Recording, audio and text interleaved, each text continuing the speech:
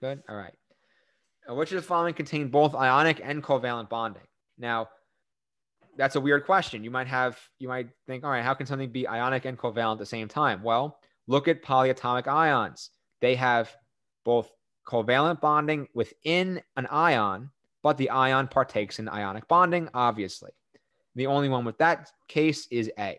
So A is ammonium bromide. So ammonium is covalently bonded. You have nitrogen and then 4 hydrogens, all which have a plus charge.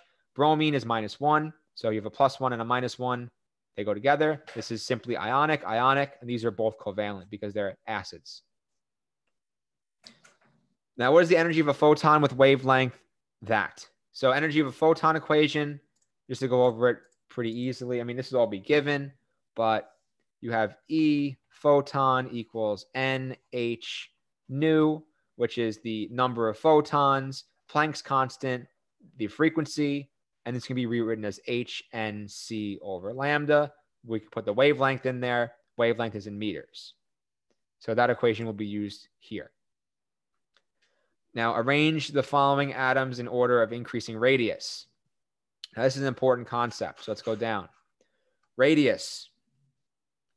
1 second. All right, radius. So radius is increased on the left side of the periodic table. Increase is going left and down, and a decrease is going to the right and up because the atoms get smaller.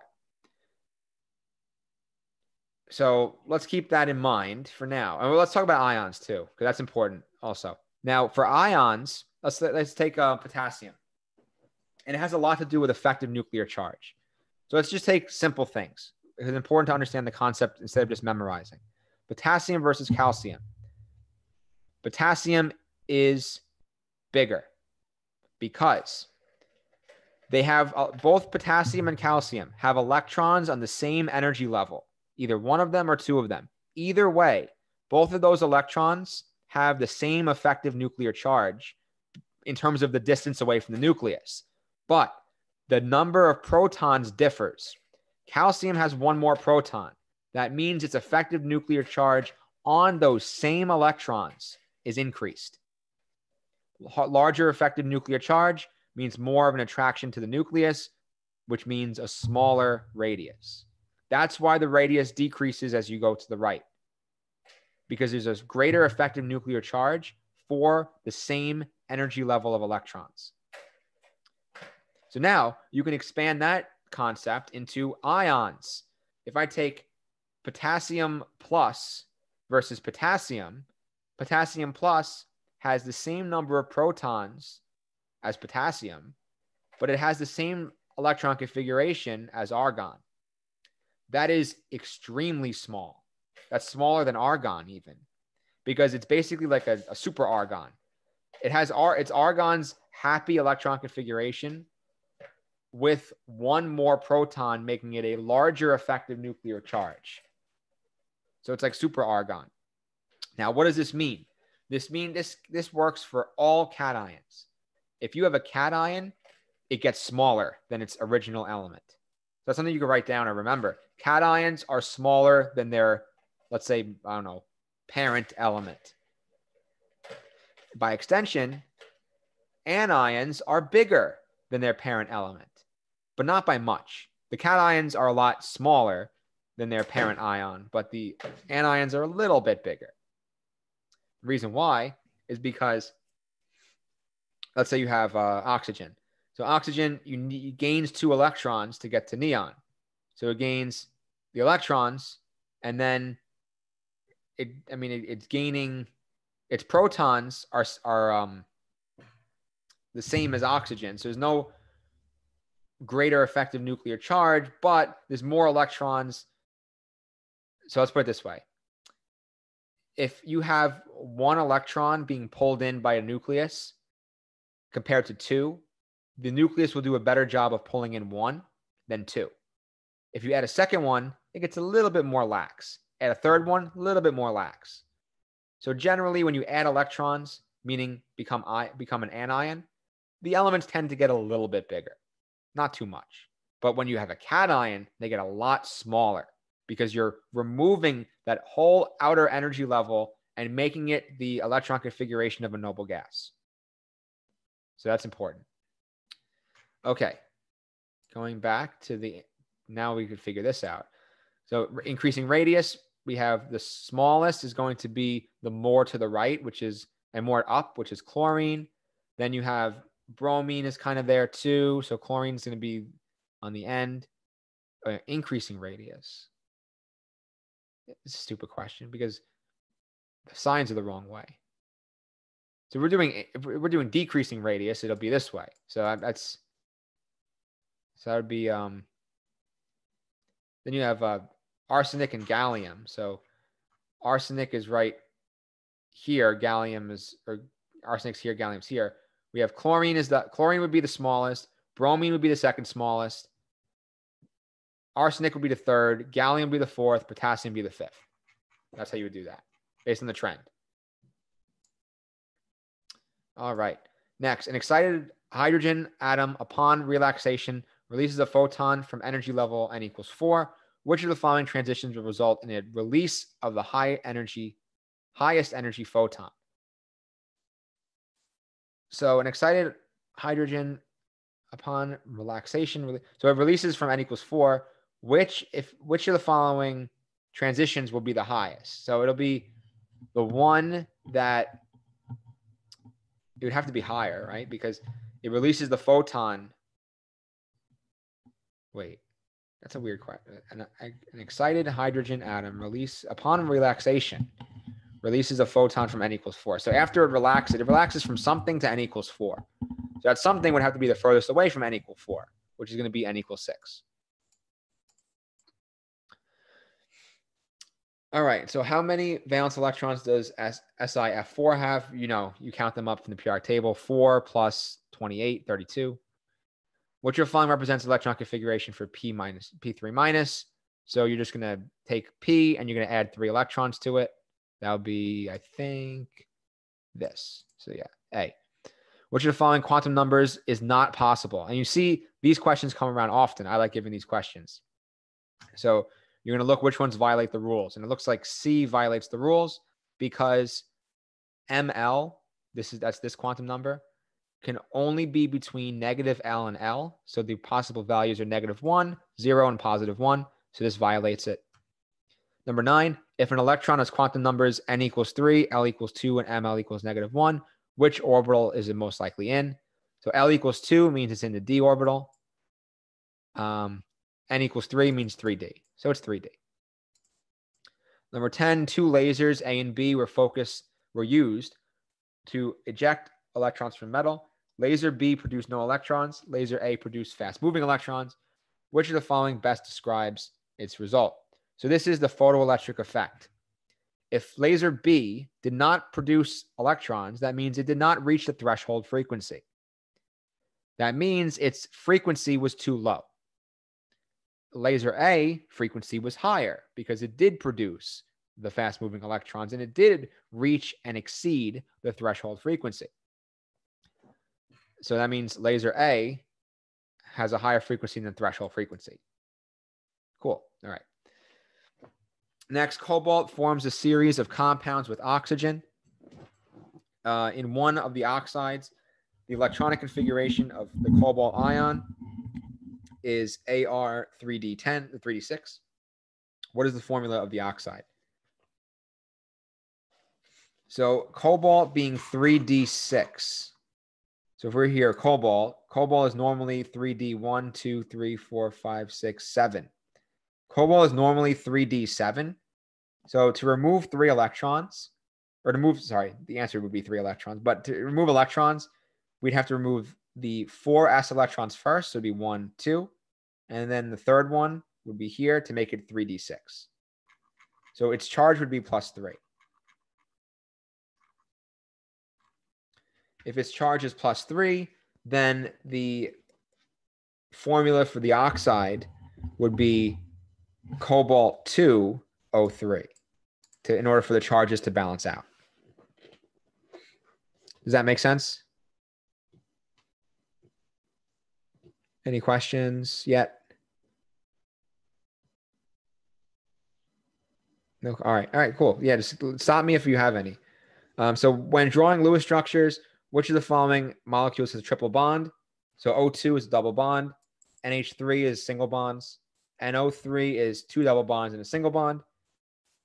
CF4, all single bonds. But HCN has a triple bond with the C to the N. That's the only way this would work out and satisfy the octet rule for the nitrogen and the carbon, while only having one bond from the carbon to the hydrogen. So that would be that one. Which of the following has the weakest strength? Now, we talked about bond length and bond strength. They're inversely proportional. The smaller the bond length, the more the bond strength. And in this case, the only thing that differs is the radius, because we're not talking about ionic charges or even electronegativity partial charges. So that means that the largest set of elements would be the weakest. So iodine is the largest of all of these. Therefore, it would be the weakest. Now, okay, ionization energy, very important concept as well. It's important to understand first and second ionization. So which of the following needs the most energy? And we're talking about different types of ionizations. So let's look at calcium to Ca+. Now look at sodium. Look at one at a time. So calcium to Ca+, we're moving this electron to get to here. That seems pretty easy to me.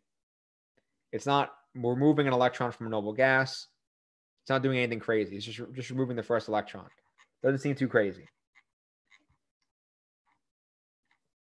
Next, sodium, and then sodium, and then we'll do lithium plus. So sodium to sodium plus. Sodium's right here. Removing that electron to get to sodium plus would make the electron configuration like neon. It would love to be neon. So that is a very low ionization energy. Could go from Na plus or Na to Na plus. Now going from lithium plus to lithium 2 plus. Lithium plus is now here. That would be the same configuration as helium. Removing an electron from helium is insanely hard. Removing it from lithium plus is even harder because it's a smaller element and it has a larger effective nuclear charge because it has more protons. So that would be crazy hard to do, removing that electron. So that's going to be your answer. Compared to, yeah, this is easy and this is easy. So that's why it'd be lithium plus to lithium 2 plus. Does that make sense? A lot of these trends, ionization energy, affinity, a lot of this stuff revolves around effective nuclear charge. All right, so place the following in order of increasing SeO bond strength, starting from lowest to highest. Okay, so this one. Now, SeO, so selenium. Selenium is right here. So that's going to have, it could take 2 bonds. It could take 3 bonds, even, or not really 3. It could take 4 bonds or 5 or 6. It likes to have 2, 4. It's like sulfur. It likes to have 2, 4, and 6. So which of the following will have the lowest? Now, the lowest would be the lowest amount of bonds. So SeO2 would only be 2 single bonds. Well, no, it's charged. It's not charged. So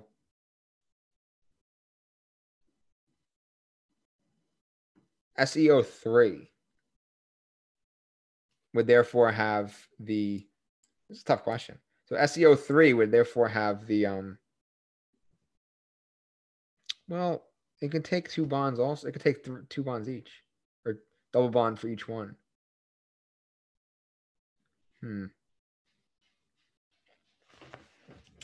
It depends. Let me see. SeO2 structure.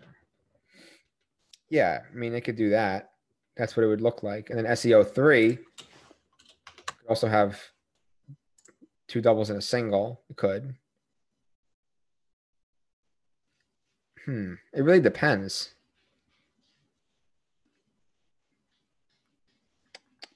All right. So, and then SeO, that's going to have a double bond. Is it even here? Whatever, it would have a double bond. But anyway, oh, wrong thing.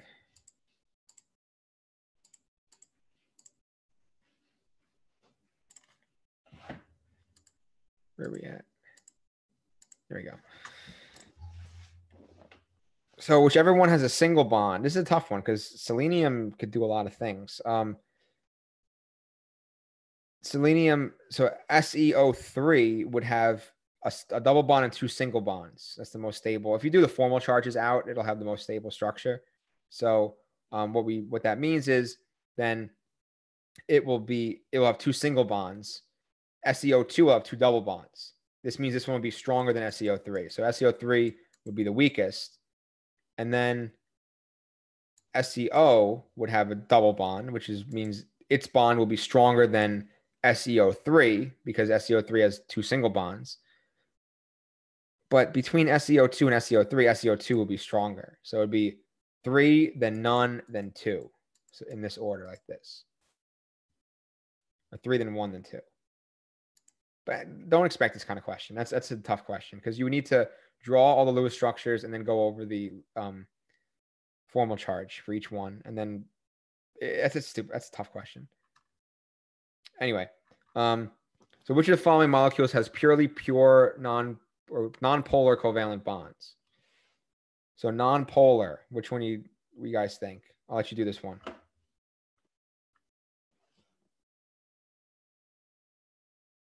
Purely non-polar.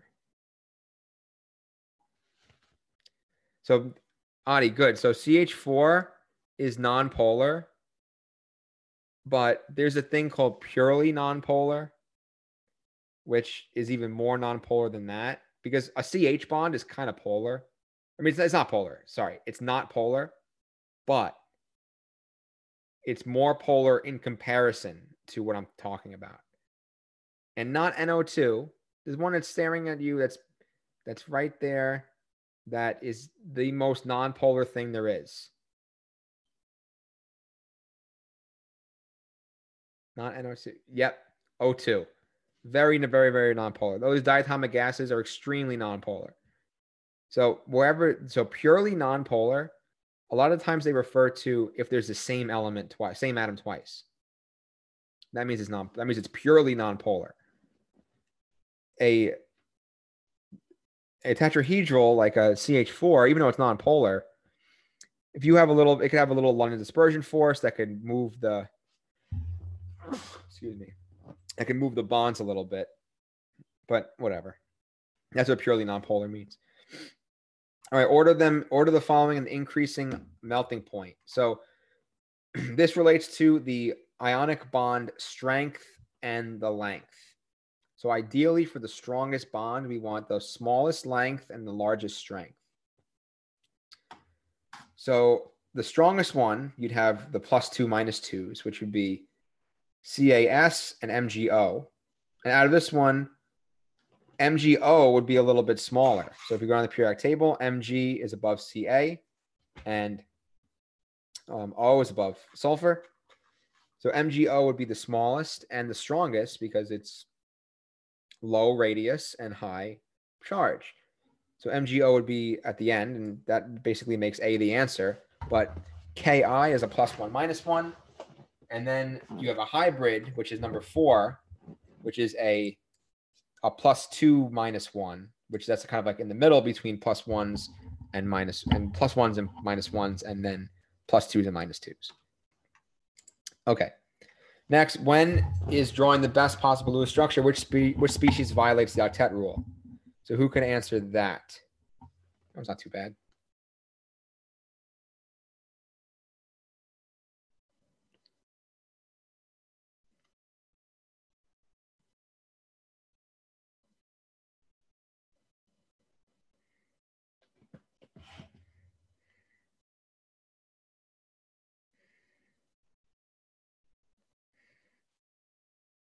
So what's the answer for 18? Which one violates? We're almost done.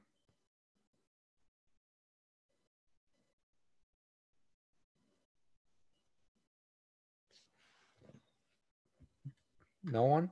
Which one violates octet rule? You don't have to do them all out. Like, it's easy to look at it and figure it out.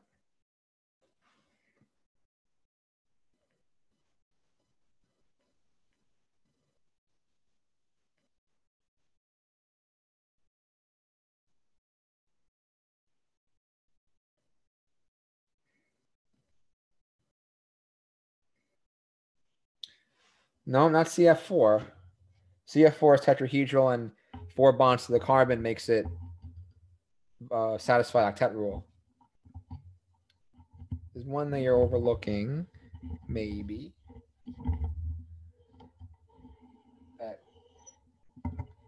That has more than what you need. Nobody? All right, for lack of time, or for just one, for you guys want to go. E, Adi, good job. Save the day. E, because SF6, right? Come on, sulfur hexafluoride. You have 12 electrons on the sulfur, right? You have 6 bonds. No, it's okay. Yeah, but good. You can guess. It doesn't matter if you're right or wrong. Any answer is better than no answer. Okay, but good job. 19. Chemical plants produce all that crap.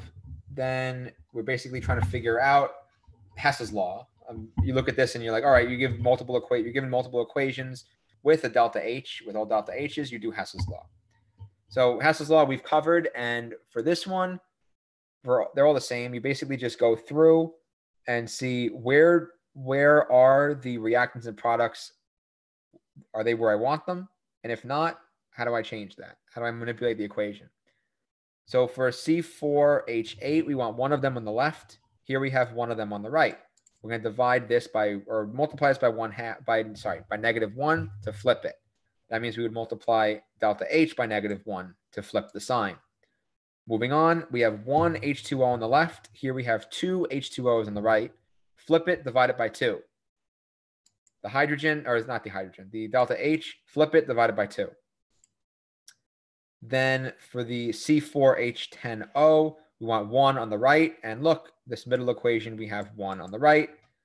Do nothing with this delta H. Then we add them all up, which would be 7.1 minus 292.8 plus 483.6 divided by 2. Negative 43.9 is what I got, and that's right here. Any questions on that one? On the YouTube videos I did post, the ones that are the practice problems, I do go over some Hess's law stuff. So definitely look at those. There's a couple of videos where I go over stuff. All right, this one, an excited hydrogen atom upon relaxation releases a photon of wavelength that the electron ends up in the n = 2 orbital. What was the initial occupied orbital? So for this one, we need to figure out what is the original orbital. Now, if we know that the wavelength is this, we can then figure out the energy that is released by using C = wavelength times frequency, finding out the frequency, then putting that into the energy equation of a photon.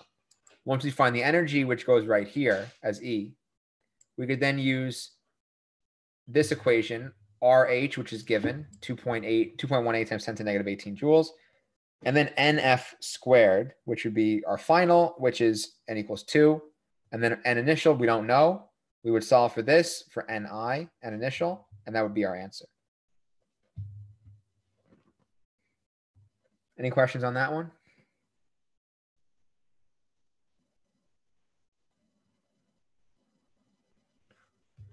No? All right. Then this one, complete the Lewis structure. Make sure to minimize the formal charges. And which compound, and this is the compound responsible for a pungent smell in wasabi and mustard. Cool. But anyway, so you have sulfur, it would have 2 bonds here. Carbon would have 2 to the nitrogen, or 1 additional to the nitrogen, 1 additional to the sulfur. Nitrogen would be good after that happens. And then you'd add a double bond between these carbons. And I believe in that case, and you'd add 2 lone pairs over here, 1 lone pair over here, and nothing else would have lone pairs. That would minimize everything. So if you just remember that the key number of charges that some of these elements like to have, nitrogen likes to have 3, carbon is always 4, sulfur is either 2, maybe 4, but usually 2 or 6. And then no, hydrogen's always 1. Okay, for these ones, it's Lewis structure practice, and then you need to figure out the bond energy of this equation.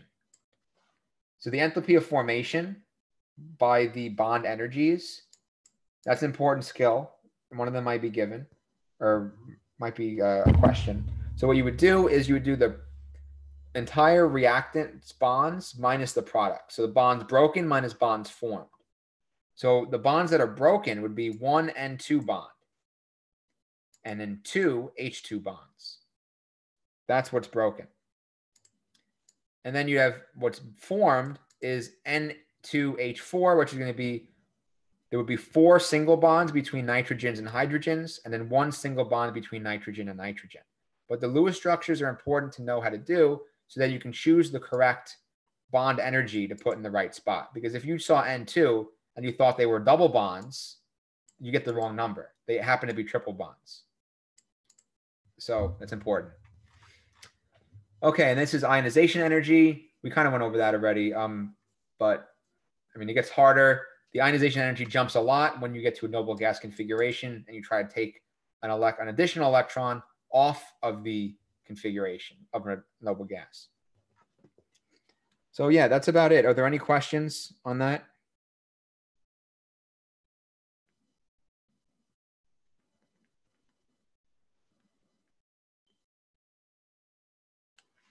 No? Okay. Are you sure? Nothing else? If that's it, then we're free to go. And remember, my office hours are on Thursday. So definitely go to those if you need more help. And also, good luck with your finals for the rest of the week and next week. And I really enjoyed this class, those 5 of you who are still here. I really enjoyed it. And thanks for showing up here to this review. Oh, how is the question about extra credit? Yes. Office hours are from 3 to 6 Thursday. And here, let's go here. So if you go to our Canvas, then office hours link, Thursday, 3 to 6. You click there, I'm there. If you come at like 3 or like 5:50, I may be not there because I'm just like, no one's showing up. But definitely come at 3, even 4 o'clock, I'm there. Even 5 also. But this answers for the extra credit. That's a good question. So the other professors, one of the other professors asked that, but nobody said anything. But I'll bring it up again. We have a professor group chat. So imagine if a student got in there. That's one thing we're afraid of.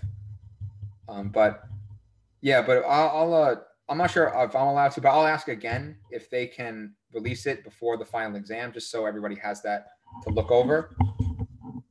Yeah, for the exam 2 extra credit. Yeah, so I'll check with them because right now you can't see the answers, I don't think.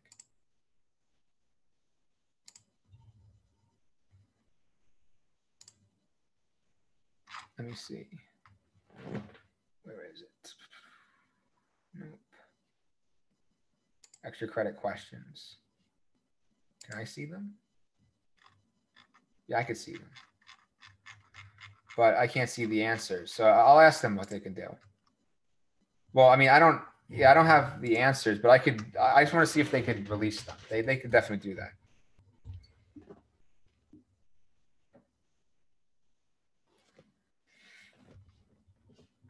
I'll ask. Thanks for bringing that up, Hal.